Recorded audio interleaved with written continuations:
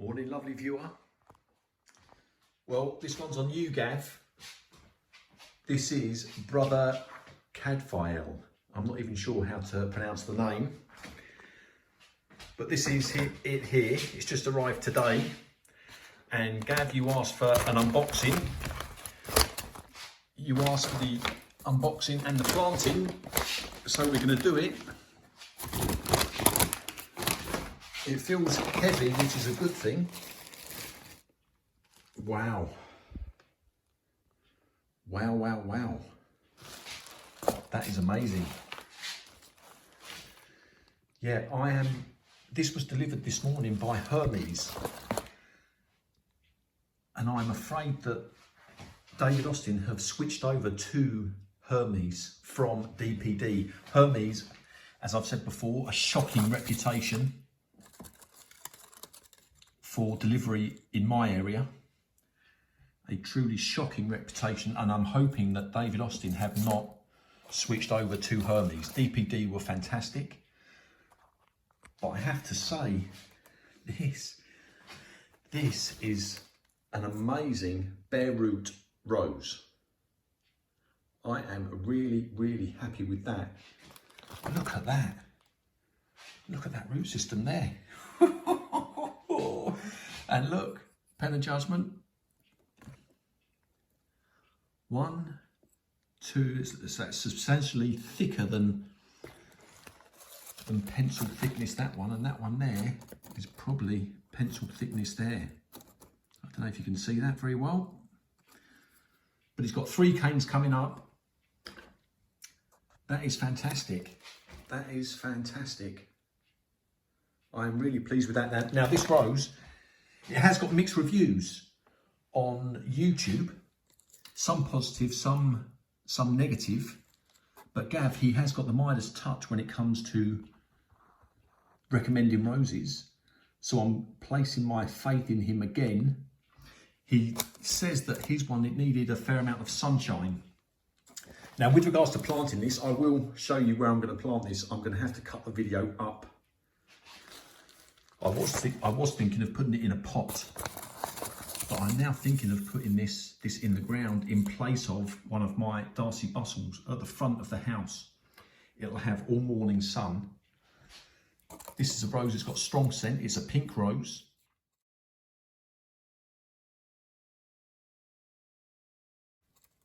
And according to Gav, he said that it grows to about 3 feet high. It's a bush rose. And let's crack on with the planting, but there's the root system there. It is huge. Very, very pleased with that. Well, here we go. After much thought, I've decided to plant it in a pot, and this is the pot that it's going to go in. Now, I am a huge convert of baseless pots, where you cut the bottom of the pot out so the roots eventually go down into the soil. I think all of these roses that you see here in pots, I think they will all be baseless pots sooner or later. But we've got concrete beneath here, brickwork, it's beneath the drain. But I've decided to plant it here. Now, with regards to sunshine, the negative reviews that I have seen on social media, I have seen it mentioned that people who have been disappointed with it, they've moved it into a sunnier position, and it's done fantastic for them. So the sun, it rises just behind me there. It comes all the way round. This tree, it will be momentarily in shade from this tree, but it will be in sunshine from probably 8 AM, I reckon, until sunset. 9 PM in June time, it sets over there. So it is going to have plenty and plenty of sun. Easily 12 hours of sunshine per day, probably near 14 hours. But that's where it's going to go anyway. So let's get it started. Here you go, broken up pieces of polystyrene to aid the drainage. Nice big gaps there. I'll get good drainage from that. Now, some rose potting soil goes in. Now a couple of handfuls of composted manure. I'm going to put that in, just 2 or 3 handfuls, and give it a good mix up. I've got big gaps down the bottom from the polystyrene. The polystyrene I got from the local fish shop that they had thrown away. So I'm making use of it, and that will aid drainage greatly. The roses, it's been soaking in water for probably 3 or 4 hours, and those roots they are amazing. Difficult to get a perspective on it, I know, but trust me, that is a very, very healthy rose. Very healthy indeed. Now what I'm going to do on this one is I'm going to scatter some fish blood and bone on this one. This is the first time I've done this.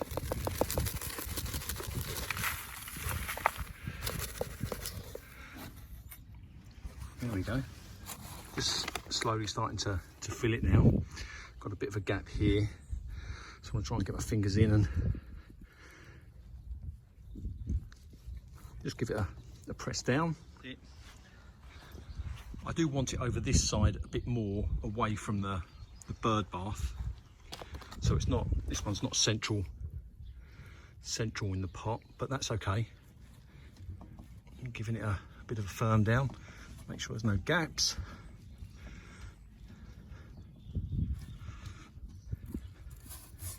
Not too hard. Right, now I've filled it just up level. You see the bud union, just the top of the bud union just there. Now what I'm going to do is I'm going to give it a bit of water, but not too much, because we are in January and they're not drying out. So I'm not going to go mad with the water, but I do want to put enough down to make sure the soils, there's no air pockets.